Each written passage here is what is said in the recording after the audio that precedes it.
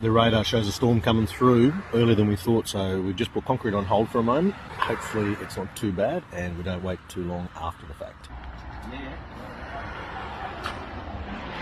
But now we can't get concrete till 2:30 this afternoon.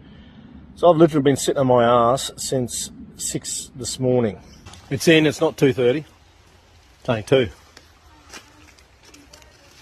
3 o'clock. It's going hard, slowly. Mightn't get anything done tomorrow. I could do it a day off. Slab is done. It's an okay job considering we've had rain for the last 4 hours.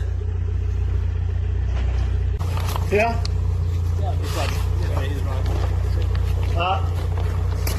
Trust. Just when you went out. You. What's your time?